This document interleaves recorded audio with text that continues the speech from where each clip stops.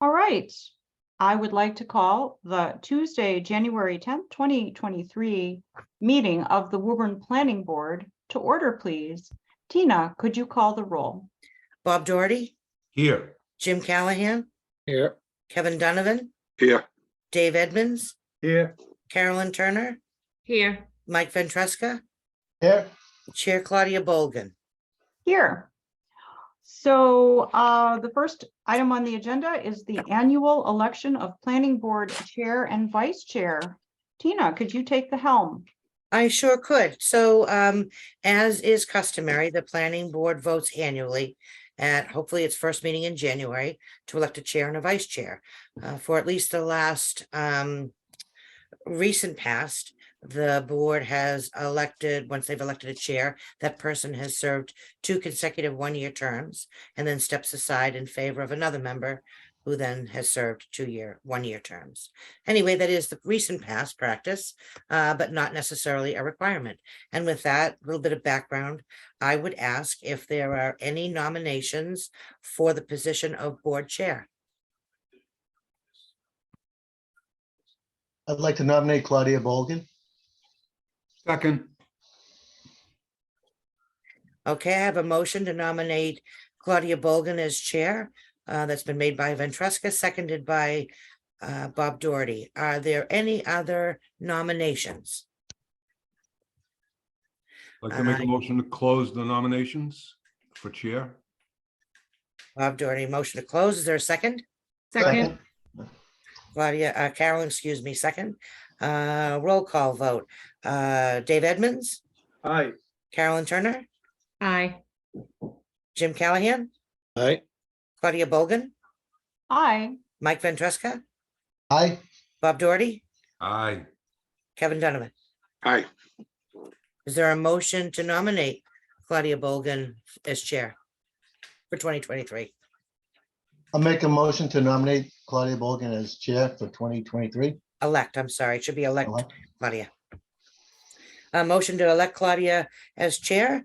Is there a second? Second. That's Bob Doherty as a second. On the motion, Dave Edmonds, Aye. Carolyn Turner, Aye. Jim Callahan, Aye. Claudia Bolgan, Aye. Mike Ventresca. Mike Ventresca? Uh-oh. Uh-oh, did Tina freeze? I think so. I hope it's just the picture. Is it Mike? Maybe we're in Washington DC now. No, still in Woburn, thank goodness. Uh-oh, you froze for a second, Tina. Are you back? Yes, I hope so. If you can hear me. Can you hear me? Yep, Okay. now we could. So you were just calling, who did you last call? Was I it- called on Mike Ventresca, Aye. Bob Doherty, Aye. Kevin Donovan. Aye. Very good. So that is the motion on chair. For the position of vice chair, are there any nominations for the position of vice chair? I would nominate Mike Ventresca. Returning the favor, Mike. Very good. Claudia Bolgan nominates Mike Ventresca. Is there a second? Second. Second by Turner. Are there any other nominations for the position of vice chair? I'd like to make a motion to close the nominations for vice chair. Is there a second? Second. By Claudia Bolgan. On the motion to close nominations, Edmonds, Aye. Turner, Aye. Callahan, Aye. Bolgan, Aye. Ventresca, Aye. Doherty, Aye. Donovan. Aye. Very good. So is there a motion to elect Mike Ventresca chair of the planning board for 2023? So moved. Motion by Claudia Bolgan, second Second. by Bob Doherty. On the motion to elect Ventresca, Edmonds, Aye. Turner, Aye. Callahan, Aye. Bolgan, Aye. Ventresca, Aye. Doherty, Aye. Donovan. Aye. Congratulations. The motion you. carries. Thank you, Tina. Thank you, Mike. Thank you, board, for your faith in me for yet another year. So let us move on with our January 10th meeting. And on the agenda is under public presentations and discussion is draft feasibility study for shared use path along Middlesex Canal, the former railroad right-of-way. Tina, where do we take this? Sure. So I will speak very briefly, and then if Jay is okay, I may turn it to him for a moment to just fill in any blanks I may have missed. And then we are pleased to have two representatives working for us, who Jay will introduce, that will make a brief presentation to you on the shared use path. Jay came to me, and Jay and I have had a number of conversations with a number of colleagues at different agencies that for the state. And there's a lot of people that are very supportive of the creation of some sort of a trail or shared use path, we'll call it, that utilizes the history and the beauty of the Middlesex Canal, and the fact that we have a rail line that in large measure follows that canal, that provides us with a unique opportunity perhaps to extend greatly the number of bike lanes and particularly off street paths that we have available. The Tri-Community Bikeway has been a great success. It's wonderful, but it is hopefully just a beginning to a greater network that we might create. So I'd like to turn it over briefly to Jay. He'll kind of give you a little bit of history of his work with our consultants, introduce them, and get right to the task at hand. Thanks, Tina. Yes, we submitted for a feasibility study grant through Mass Trails a little over a year ago. VHB was awarded the contract. They prepared the study, which has been distributed to everybody. I believe it's on the city website and the planning board's website. Essentially, we're looking at three segments which run from Wilmington all the way down to Winchester along the old B&M Railroad right-of-way. Right now, the right-of-way is held in various ownerships, partially by the Middlesex Canal Commission, partially by the city of Woburn, and partially by the MBTA Realty Trust. So as we go through this, Tracy Lenhart is our project manager. That's the young woman with the two doors behind her smiling. Bill DeSantis is our project engineer who developed most of the study. And I would turn it over to Bill at this point. Bill, welcome. Thank you very much. Yes, as Jay said, we were retained by the city to develop this feasibility study for construction of a shared use or multi-use path along the former canal and B&M Railroad corridor. Tracy, if you want to get the slides going and then talk a little bit about the specifics of the Mass Trails program. Can you see the screen? Yes. It's working great. And if I could ask those of you who are in the audience just to please mute your microphone, that would help with background noise. Thank you. Go for it, Tracy. All right, Bill, I think you're taking this. Okay.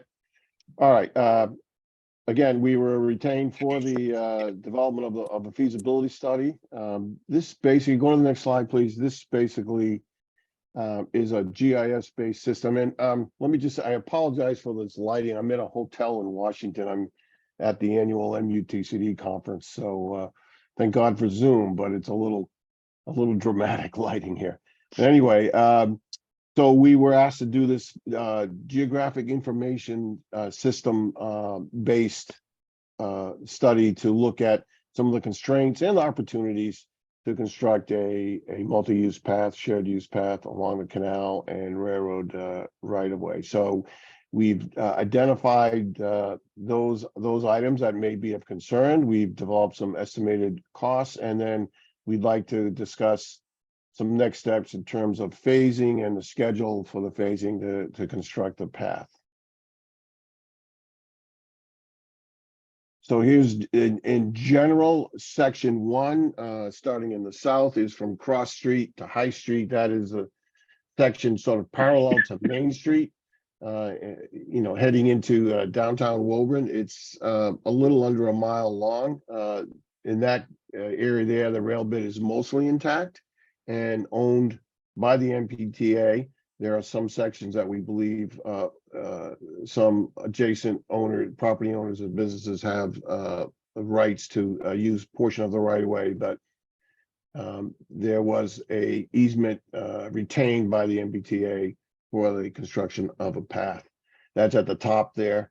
The middle piece is the longest section. That's section 2. That's basically goes from the library area, Pleasant Street, north to the Canal Park access roadway up near the interchange with Interstate 95 and 128. There's a very good section of remnants of the canal remaining in that area. Some of it is actually still retains some water. And then the third section along the bottom there is the shorter section. That's from the north side of the rotary, if you will, the traffic circle at the 128-95 interchange, Alfred Street, basically north to the intersection of Merrimack Street, School Street. So those are the 3 sections, 1, 2, and 3, south to north. Next slide. And again, just a sort of a map of how they fit in with the general area. Next slide. This is the key map to the GIS-based maps that we used. GIS, as you probably know, is just the geographic information system that's maintained by the state. Has a lot of information about different types of resources and constraints and utilities and right-of-way and parcel lines. So we use that as the basis for this feasibility study. So the proposed alignment of the Woburn section of the path is that green dotted line. That solid line over there on the upper right corner of the map, that is the tri-community path. So you can see you come fairly close to it at the Winchester line. So you have an opportunity here if we can get some of these sections built in Woburn to make a nice connection to the tri-community path in Winchester. Next slide. This is section 1. So here is the town line on the left side of the map. And again, the green dotted line is the proposed trail along the former canal and rail bed. Along the bottom of the map is a legend which defines some of the resources, and you'll see there's some shading and cross hatching on the maps. There's some blue dots and other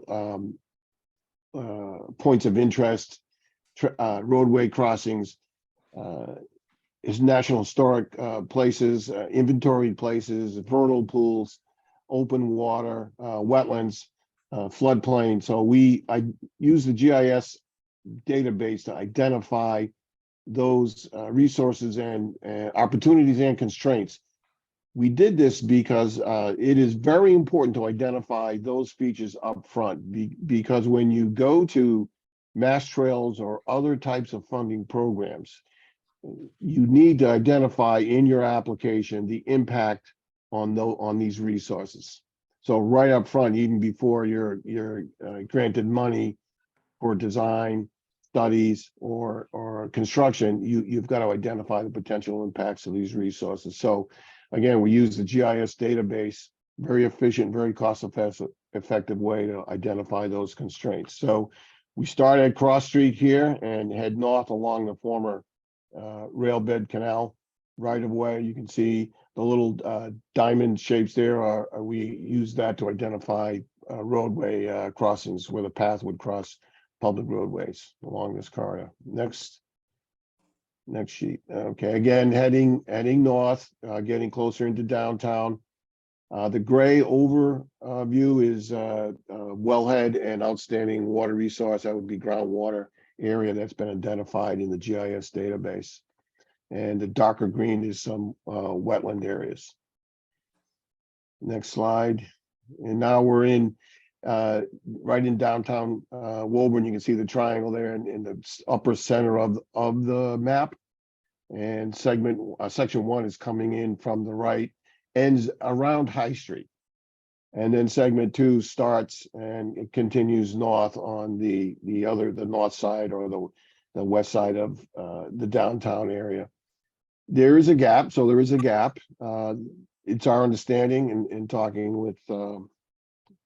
with town officials, state officials, that there is a project under design by Mass DOT to reconfigure, redesign the traffic flow patterns in downtown Woburn, and that would be the opportunity for the city to work with DOT to incorporate a connection between these two sections of your path. And as you may be aware, DOT has new policies that require that they accommodate bicycles and pedestrians and active transportation facets in their projects that are funded by the DOT. So that what that exactly will entail, we don't know at this time, but I think it's important that the city do their part and make as many connections into the downtown area to the limits of that project as soon as you can, so that they can be taken into account when the DOT does come in and do their design work there.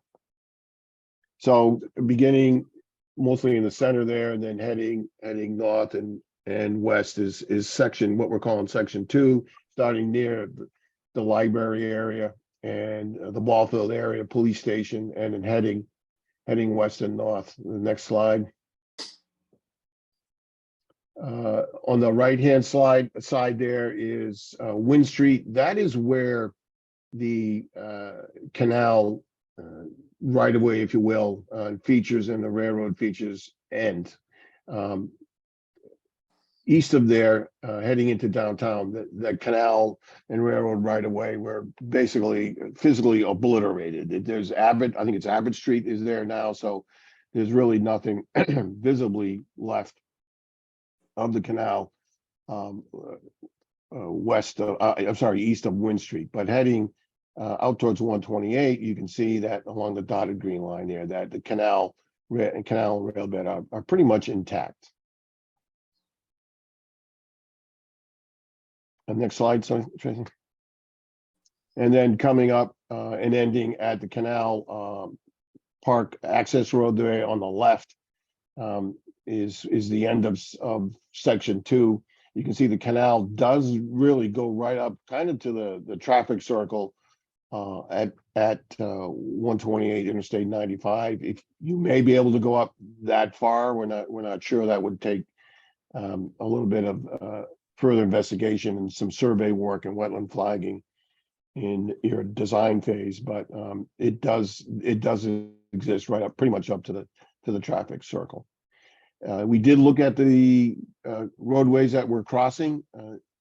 Some of them obviously have more traffic volumes, higher traffic volumes than others, but we didn't see any instance where the traffic volumes were so high that it would warrant a full pedestrian signal. But that should be verified during the final design phase. We did some research and got as much of traffic volume information as we could from record counts and DOT files, but that would need to be verified during the final design phase. But we didn't really see a major problem in crossing any of the roadways in section 1 and 2.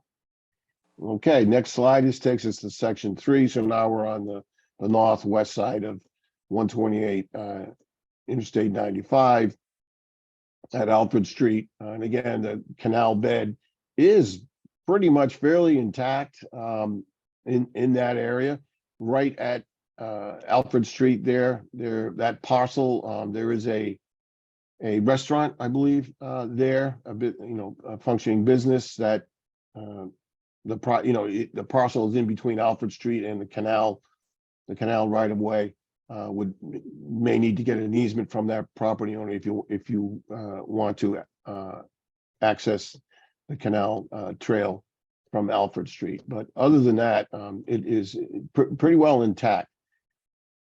I guess the issue here is that the physical room and to put a path is on the north side or the opposite side of the watered canal than your ball fields. So it would seem plausible that you might consider putting in a small pedestrian bridge over the canal so you could access the trail to the ball fields, back and forth kind of thing. It would be fairly easy to do, relatively inexpensive, and it most likely would need to be designed in a historic context to resemble the types of structures that were used when the canal was built, but that really isn't too much of a challenge. We've done a number of those types of structures on several other projects. And then at the end of Merrimack School Street, there's an opportunity to have a trailhead and a parking area.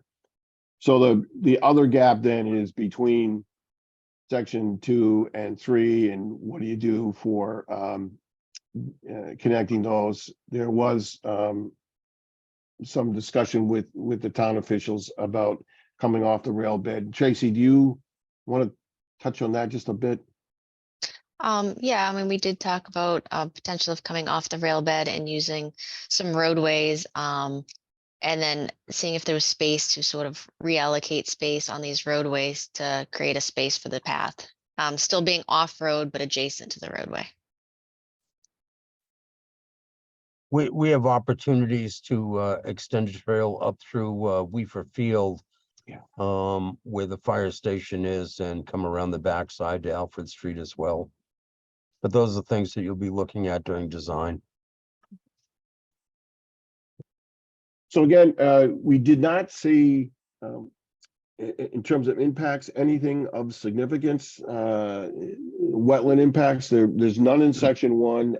There's some in section 2 and 3. There are some minor, we're adjacent to some open water, so there'd be some minor impacts there. Floodplain, the same thing. There are some encroachments in sections 2 and 3, but they are very minor and probably could be accommodated with some compensatory excavation. There are no vernal pools. There are no national heritage or endangered species priority areas. No areas of critical environmental concern. There are obviously a number of historic and National Register properties and properties that have been inventoried and have been determined to be eligible for placement on the register. That would be mostly in section 2 and 3. But again, I think we've done a number of projects, including the Blackstone River Bikeway in Rhode Island and in Massachusetts, that we put a shared use path on the former tow path. So we don't see a major obstacle there, other than just making sure that the features are historically compatible with the original canal design. Bill, you just want to make mention of the fact that along the canal, we would be using the old railroad bed for the multimodal bike path and not the tow path to the canal itself. Right. So there's, and this is a typical section of, we're looking at a 10 to 12 foot wide path with a 2 foot graded grass shoulder on each side. So you're looking at anywhere from 14 to a footprint of 14 to 16 feet wide.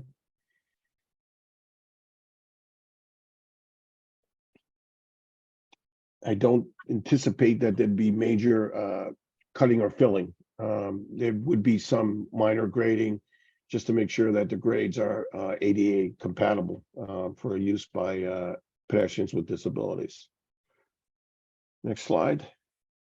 We did this one already. Okay, we did that one, right? Estimated project costs. So we did look at these segments and projected what we believed to be the construction costs. That would be the first number next to each section, and then the associated design fees that it would take to bring these plans up to a point where they could be permitted and constructed. So you can see that they aren't small numbers. They are pretty large numbers. But this is where we sort of worked with the city, or work with the city to find design and construction cost of funds for us to use. So we did look at starting to, forecast this out for the next few years and how the city would be able to design and construct these 3 segments. So in year 2023, we're recommending for segment 3 to evaluate the alternative routes. Like Bill was talking about, how do you get to north of 128 and 95 and connect sections 2 and 3? So we're recommending that's a portion that's looked at this year. And then as Bill was talking about, there's the Mass Trails Grant, and that is available every year to the city. The grant is due February 1st this year, and we're recommending asking for the design funds for both section 2 and 3. The most amount that the city could receive per year is 500,000 per each grant year. And then so we're recommending in section 2, in addition to the design funds, to coordinate with that downtown project that Bill was mentioning, the reconstruction of Woburn Center.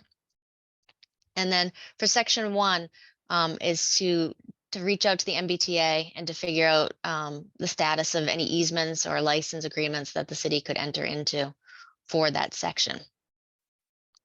In 2024, we're recommending for section 3 to begin the design and then apply for construction funds through the Mass Trails Grant.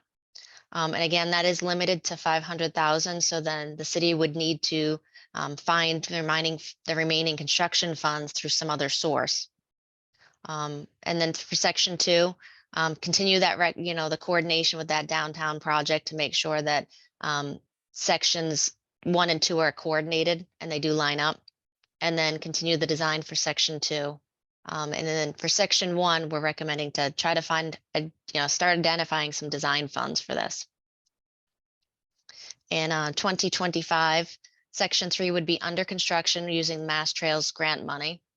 And then section 2 with the continuation of the coordination, and then apply for the Mass Trails grant money in 2025 for construction to begin in 2026 for segment 2. And then again, we'd have to identify additional construction funds because Mass Trails is capped at that $500,000.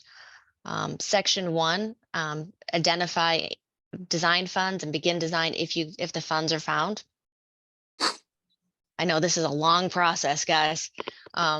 In 2026, section 3 should be completed. Section 2 would be under construction, and section 1 could apply for construction funds for the Mass Trails grant, assuming that the design was completed under some other funds.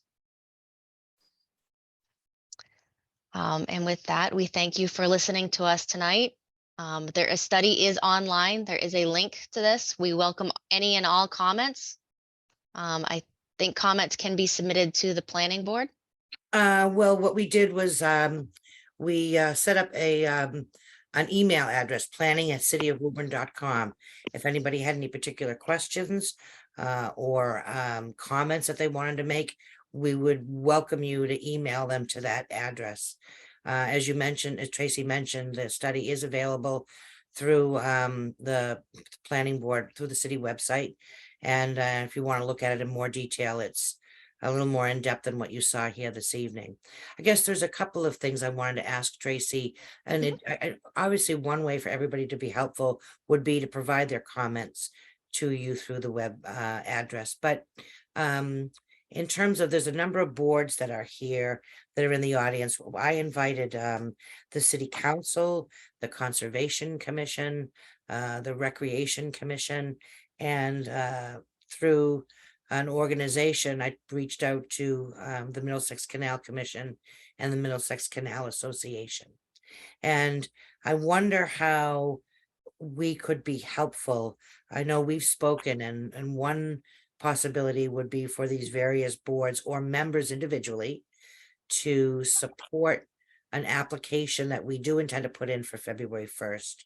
And when we're done with comments here this evening, I'm going to ask the planning board to consider instructing me to write a letter of support, hopefully, from the board to advance the study to the next phase. But I'm certainly getting ahead of myself, thinking positively about moving this forward. And so anyway, I will come to that at the end of the discussion. So at this point, I'm going to turn it back to Chair Bolgan to see if maybe you have any questions or members of the board may. So, I'd like to, unless there's board members that have burning questions right now, I'd like to invite our attendees who I see members of the city council and members of various other boards. If they have questions or comments on the presentation. So if we do that first, and then the planning board members maybe can wind up at the end, having listened to the public participation as well as the presentation to put their questions and comments together. So since we're in a Zoom format, Tina, can you just explain how, if anyone wishes to provide a comment or a question, how they would do that? So we're going to ask you if you would raise your virtual hands. And those of you who have joined by computer, that would be done by hovering your cursor over the reactions button at the bottom of the screen. And when you click on it, you will see the raised hand feature. So if you would do that, I'll be able to tell that you'd like to address the board, and we will call on you. If you are on a telephone and would like to speak to the board or make comments, you would press *9.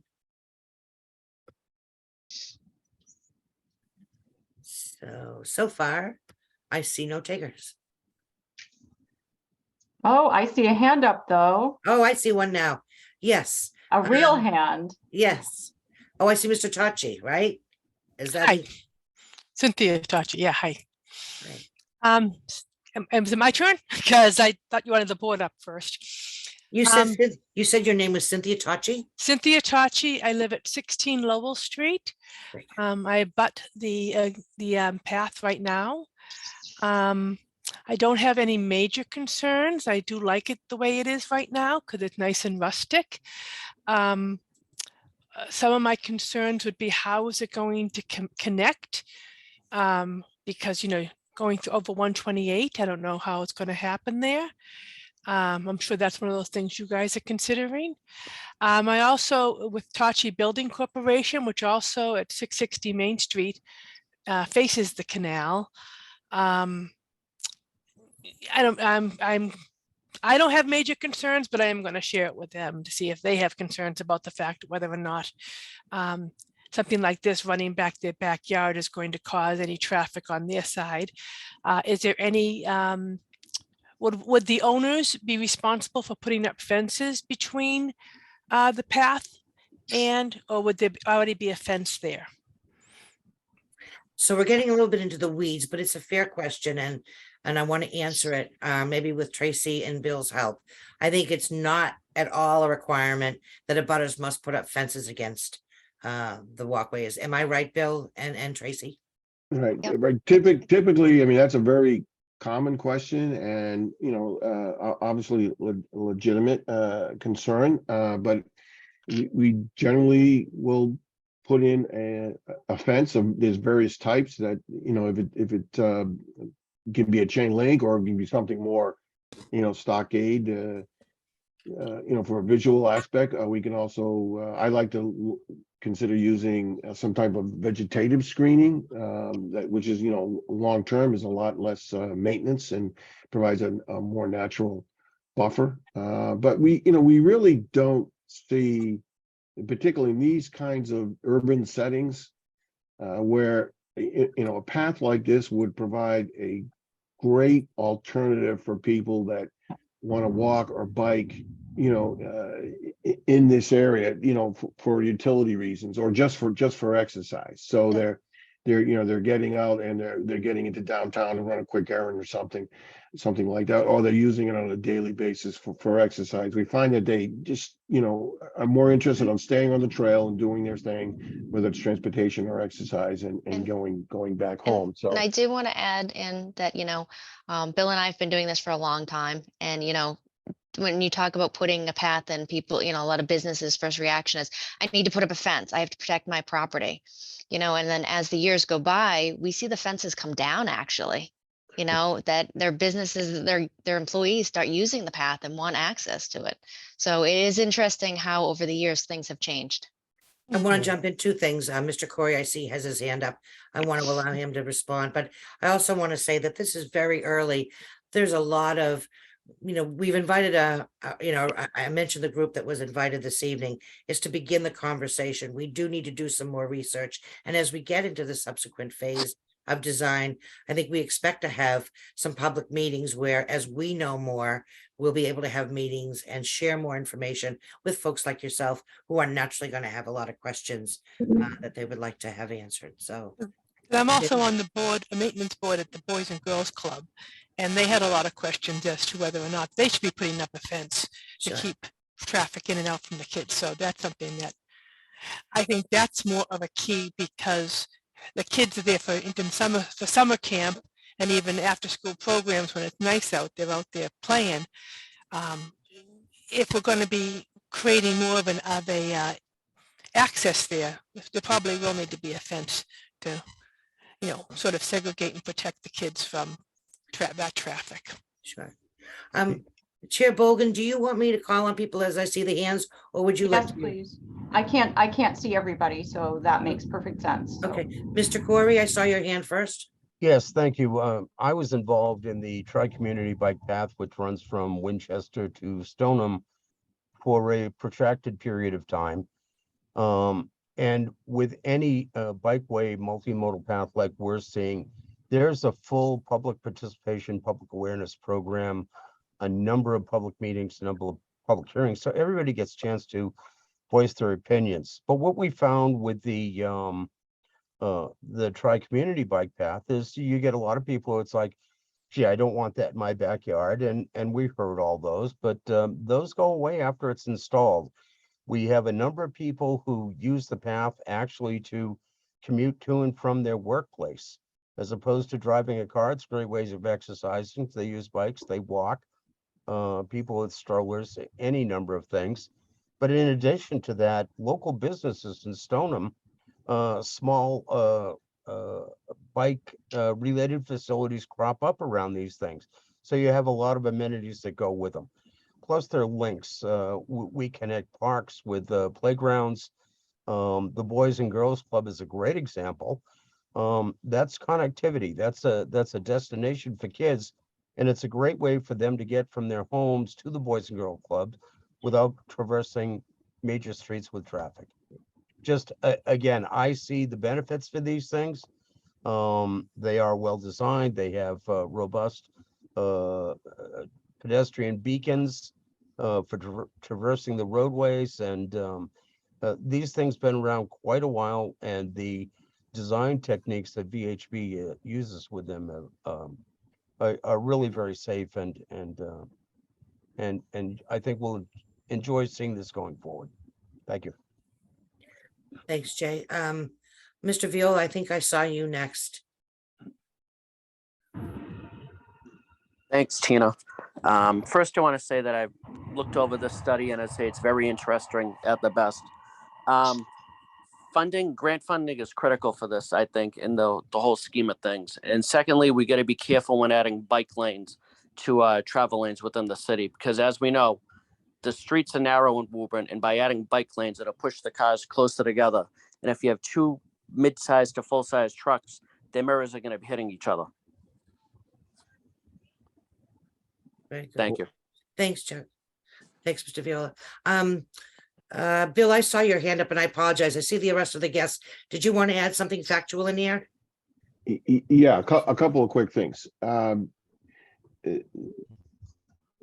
Each one of these segments, it could be a standalone facility, and what we're seeing here in Woburn is very common, if not almost the rule when you do these types of urban bikeways. You have pretty good stretches where the right of way, the old rail bed or the canal, whatever, is pretty much intact, and constructing an off-road path is fairly straightforward. And then you have gaps. In this case, you've got the Interstate 95, 128 interchange, and then you've got the other gap between section 1 and 2 in downtown Woburn, where where the canal and the railroad right away were obliterated. So, but the key is, again, each one of these segments could be a great facility on its own.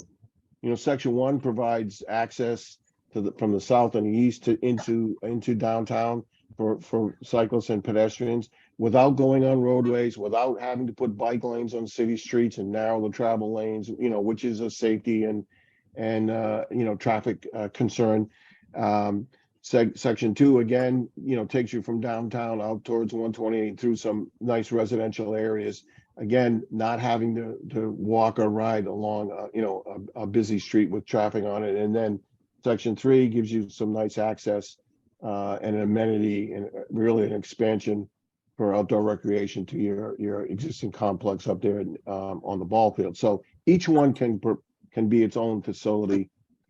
I think that the important thing to show and demonstrate to get funding, whether it's Mass Trail or any other funding, is that you have an overall plan. So what we've laid out for you is sort of a pipeline situation. You apply for design and for section 1 this year, and you're continuing with efforts on sections, you know, 1 and 2 or 3, working with the MBTA, et cetera. And then the following year, you apply for construction funds for that section, and then design funds for the next section, and then continue on with other efforts. So you're always doing something on one of the sections. It does take you some time, but you're sort of creating a pipeline as you're designing one section, you're working on preliminary stuff in the other. As you're building that section, you're designing the next one. So it's kind of a pipeline situation. I think it's important to look at it that way. Thank you, Bill. Mr. Langone, I think you were next. Thanks, Tina. So just here kind of represent, I guess, both the Traffic Commission and the Conservation Commission. And thank you to everyone presenting today. I think this plan's great. It's putting our local geography to work, you know, it's a big plan, you know, linking existing bikeways. And I think it's going to help. I know this was talked about earlier, you know, for our small businesses, kind of encouraging patrons to kind of come to the city, local tourism. I think it's great. One of the traffic highlights, I was looking at some of the, just the numbers on the rapid rectangular flashing beacons, the RRFBs and the Hawk systems. I saw it was priced at 30,000 a unit. I just want to say, is that a high estimate? Is that like a median for the market? I'm just kind of curious if there's wiggle room there for us to lower the cost a little bit.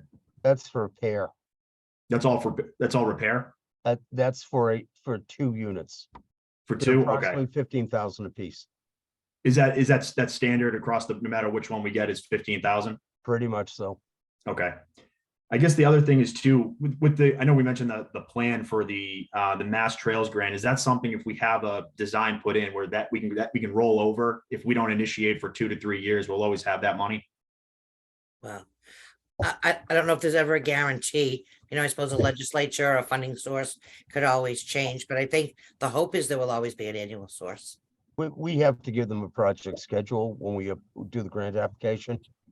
And again, Mass Trails is merely one funding source.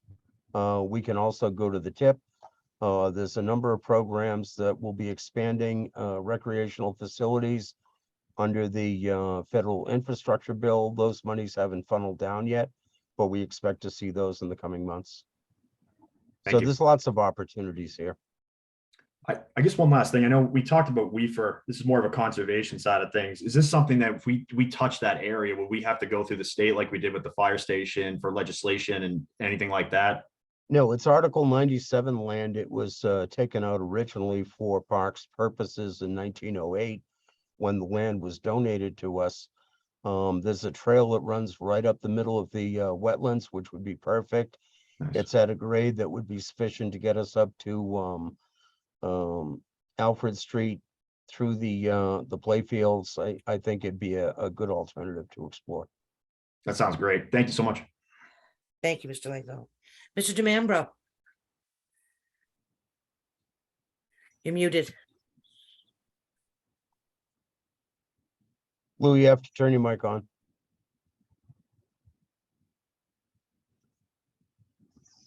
Where did he go? Okay. There he is. Thank you, Tina. Thank you, Jay. I'm full support of this project. I just have a couple of questions on connecting 2 and 3, parcels 2 and 3, and you will be going, I'm assuming, up behind the fire station through Weaver Park down Alfred Street, will you be using Alfred Street sidewalks to connect to section 3 on the Middlesex Canal on Alfred Street? Don't know yet, hasn't been designed. Okay. But My other that's, question- that would be if you use a sidewalk, generally they have to be expanded to approximately 12 feet wide. Because you have to account for pedestrians as well as roller skaters and skateboards and everything else. And that was my next question. If you'd be widening the sidewalk on We would Alfred have to, Street, yes, on that section that abuts, I believe, the Lutheran Church or. right? And my other question is, will any of these areas be using low voltage lighting in the evening, powered by hopefully solar energy or wind or anything like that? Was there any consideration on any of that in the plans? That's generally a design detail that we haven't gotten into yet. And my last question, will any of these sections have loops within themselves? So in case people don't want to go from one end of Woburn to the other, they can just stay in their parcel and do a loop if they want to do a low impact workout, example like Horn Pond that loops around. Is there any talk about any of that in any of these 3 parcels? Generally, you would have termination points. So if you're not using the full connectivity, you get to turn around and a little turnaround and head back. And just head back. Okay, excellent. Thank you, folks. Thank you. We have one of those down at Leland Park. Yes. Mr. Cleek, Yes, this is Dwayne Cleek, Chairman of Conservation, and I was happy to see Anthony was here as well. I just want to say that I have spoken to a few of the commissioners. I think everybody is very positive about the whole thing. To address the one resident that had the question about the fences, obviously that's a specific concern that we can deal with later, but in terms of conservation, if fences did get put in, we would obviously have some requirements as to how high off the ground they are for the migration of animals, especially in the thicker vegetated areas.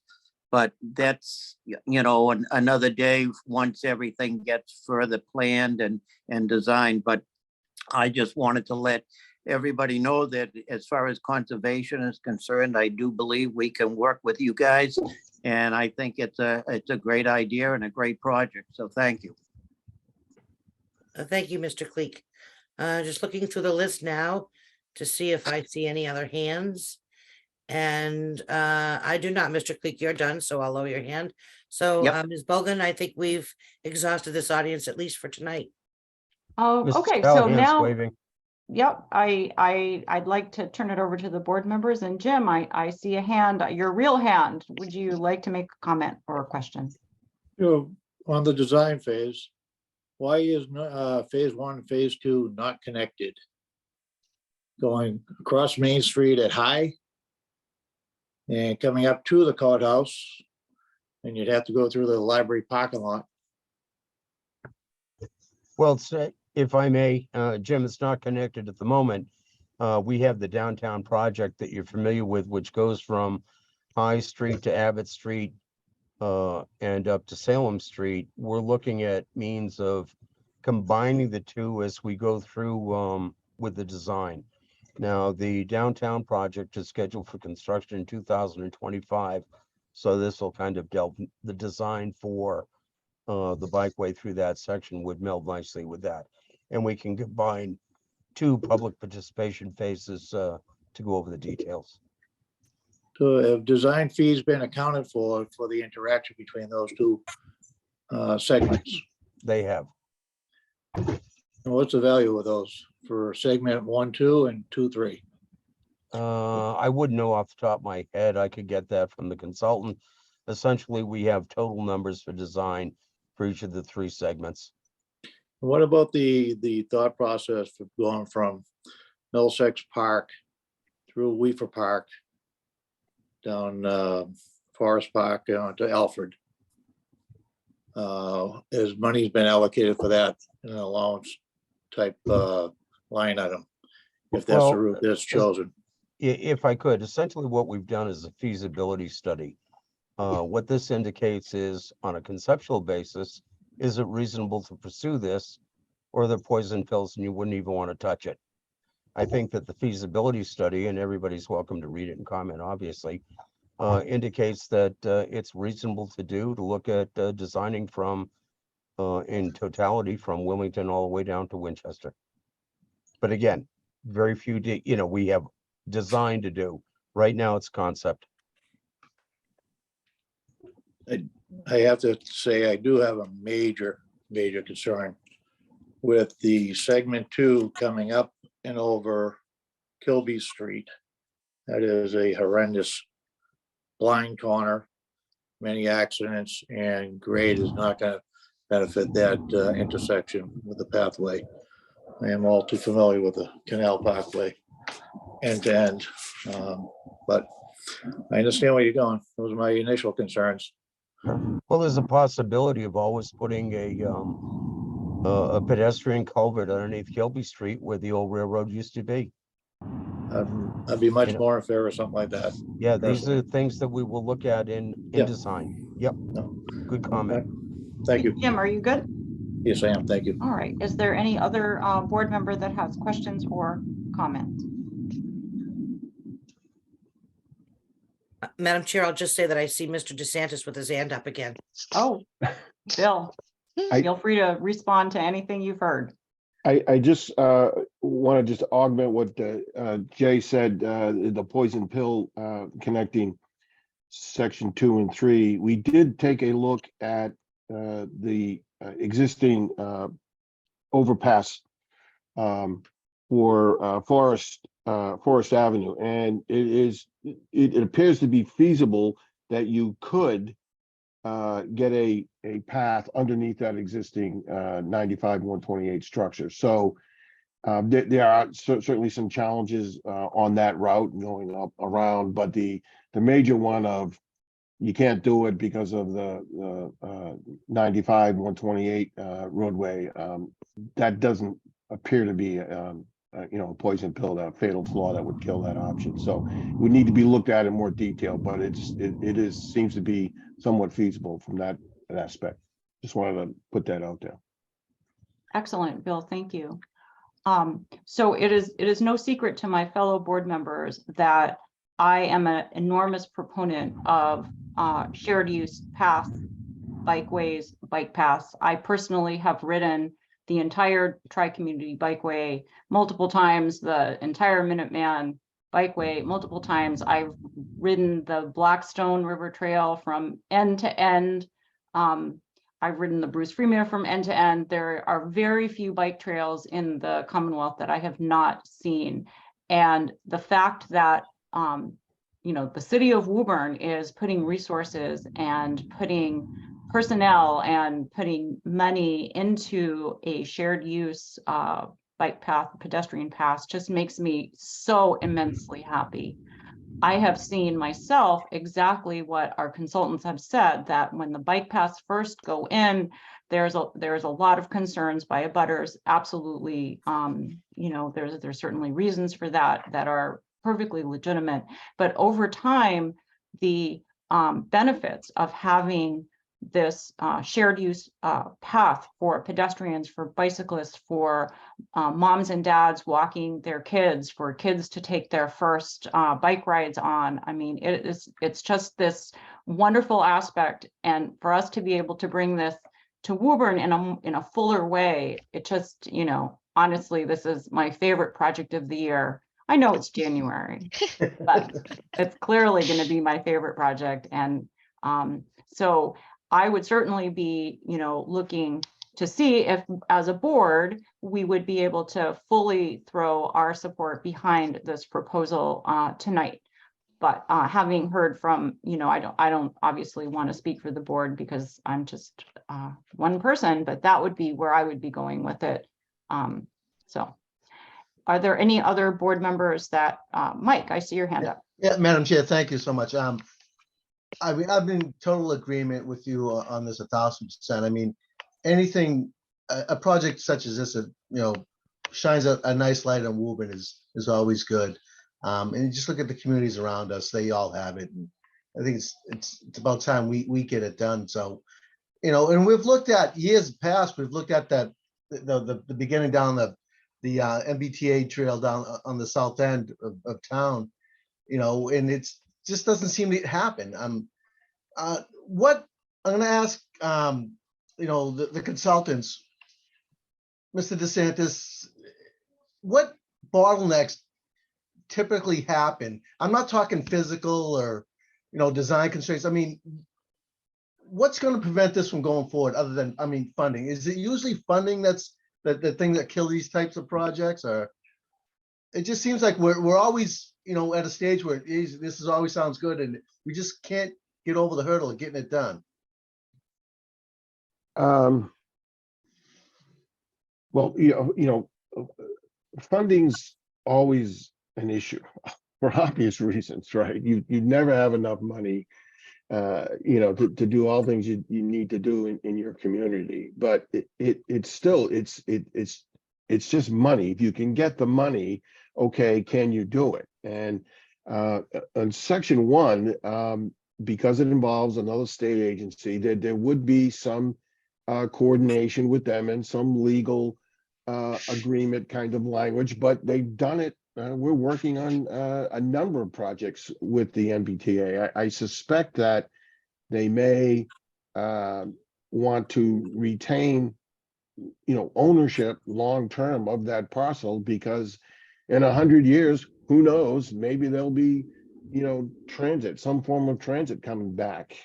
Who knows? So, but Tracy's working on a project, the Mass Central Trail in Sudbury and other areas where the T is got an agreement with DCR, and we're designing the bike path. So it happens both ways. So I think that is probably for section 1. That's probably your challenge, but I don't see it being a fatal flaw. I'm saying you just got to go through the process. You've just got to do the work. You just got to stay with it and pester the MBTA and get the meeting and get the agreement signed and go through the process.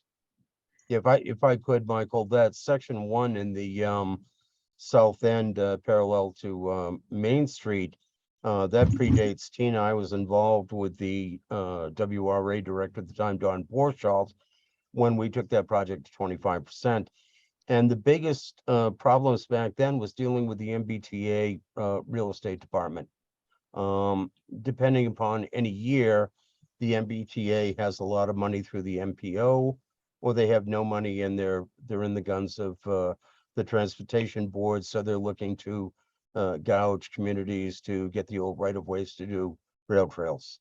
So that's an ebb and flow. And at some point in time, I think that's why we made that our third priority, because we have the ability to sew up the land in North Woburn and Central Woburn a lot easier than that one. Okay, great. Thank My you. take.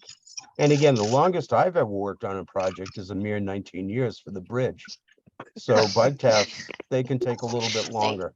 You have to have a lot of patience with bike paths. They take a long time. Yes. Bridges do too. Thanks, Mike. Are there other board members that have comments or questions that would like to weigh in at this point? All right, I don't hear anybody, and I believe the public has, and our esteemed members from other boards who are with us tonight have had their opportunity. So Tina, what are we being asked to do? So it would be great if there was a member who felt similarly to you, who would perhaps make a motion to instruct me to write a letter of support from the board that we could use in the grant application that will be due in a few weeks. Having letters of support from boards and recognizing that there's still much work to be done and questions to be answered, but having a letter of support would be, I think, a very positive thing and would certainly help the application's credibility. Okay. We will be soliciting letters of support from both the Conservation Commission and the Rec Commission as well. Okay, so thank you, Tina, for that very well-placed ask. Is there a board member who would like to make a motion? I'd like to make that motion that the board, takes the planning director's recommendation to forward a letter to the appropriate boards garnishing our support for this. Was it to other boards, Tina, or the letter of support was to Mass the, Trails. It would be Mass a Trails. letter of support Okay. to the Mass Trails grant. Okay, and that's your motion, Mike? Uh-oh, Did we Mike lose him? Mike has frozen. Notice how everybody always freezes with an odd face. And Shoot. freezing in the middle of actually doing something is, an issue. Let us wait a minute to see if Mike is unfrozen because he has made the motion and I want to be sure that it is correct.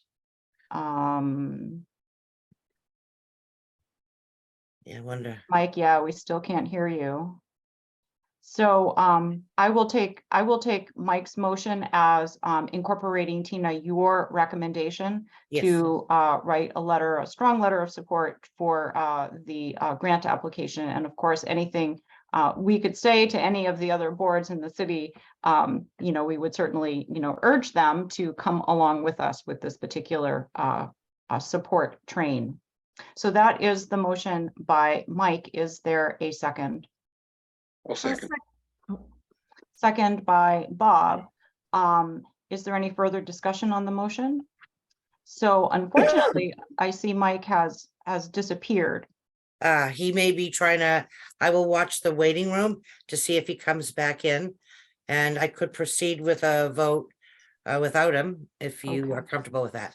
Yeah, I think at this point, given the time, that would be appropriate, and I'm sure he'll try to get back in the moment he can. So there Right. is a motion on this issue by Mike. There was a second by, I believe I called it for Bob.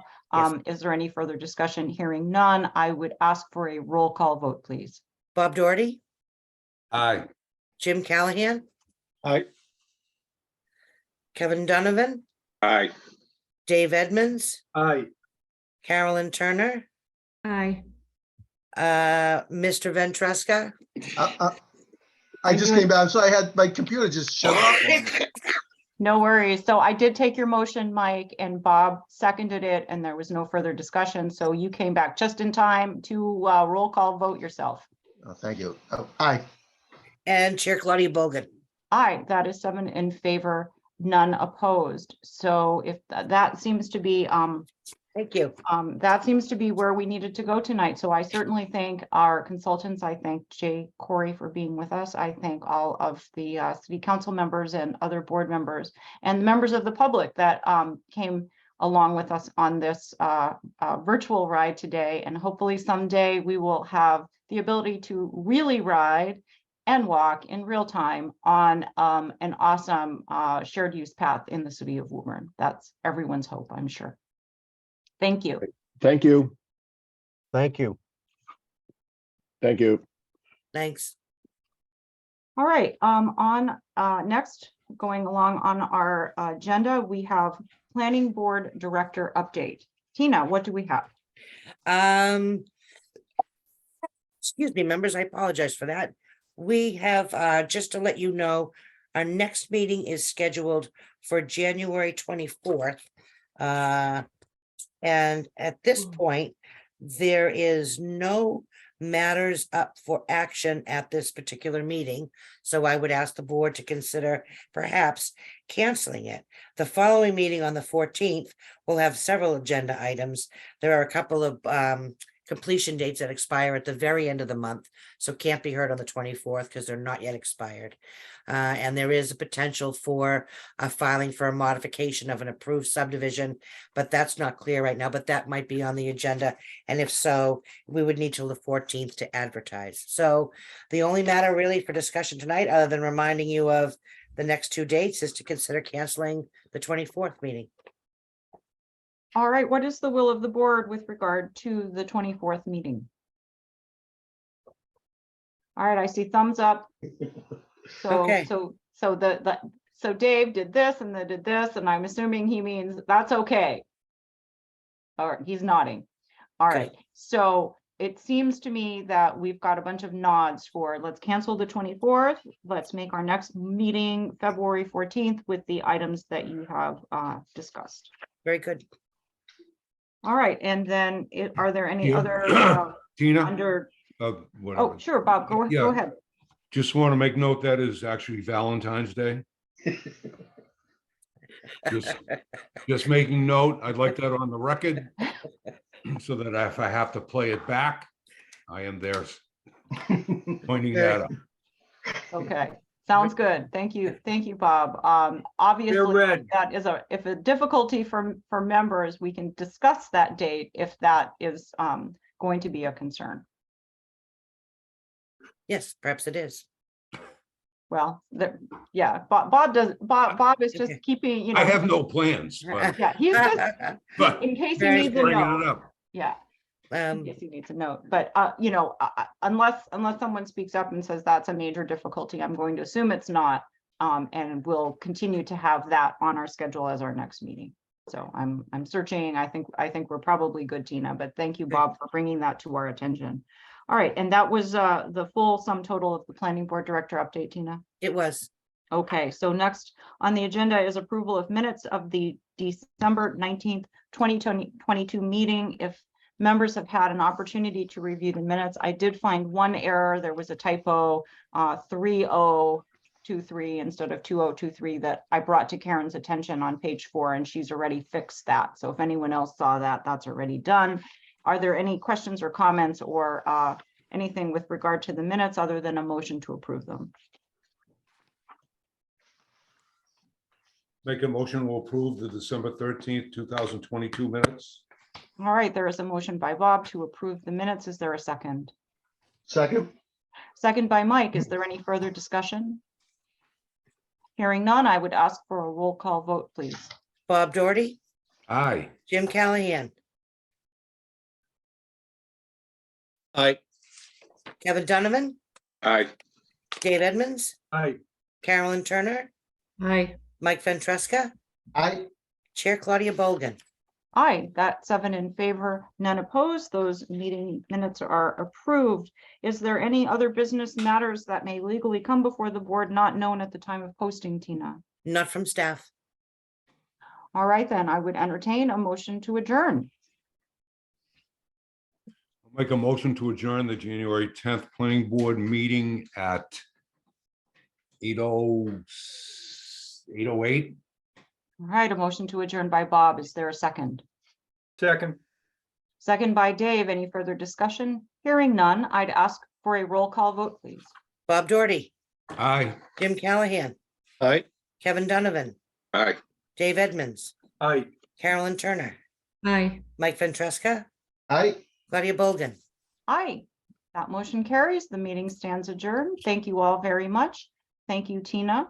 And we will see each other again on February 14th. And I guess the one thing we didn't discuss is that what sort of meeting is that? Is that an in-person or a virtual? It's staff has no preference if that matters. All right, so my understanding is that there were a number of subdivisions that needed to be reviewed for completion date status. And what else am I forgetting, Tina? The only other possibility is there's a potential for a modification request to an approved subdivision. It's a private a subdivision where the homeowners are at present required to plow and maintain the roadway, and they would like to be relieved of the plowing requirement. So they may, it's a petition from the people that live on the street. And I can't imagine there'd be any residents nearby that would have any commentary. So it would just be the folks that are the petitioners. So it would Well, be. how about we, since I've already adjourned the meeting, maybe it might make sense, since this is a full month in the future, to leave that matter open for now. And perhaps, Tina, you could, survey the scene, so to speak, and to see what sort of meeting might be most useful for the participants in that meeting, in terms of the public as well as the petitioners, and then we can, react accordingly. Does that work for the board members? Yes. Will do. Yeah. Good advice. Thank you. Excellent. All right. Good, Thank you all thanks, very everyone. much. Okay. Good night, everybody.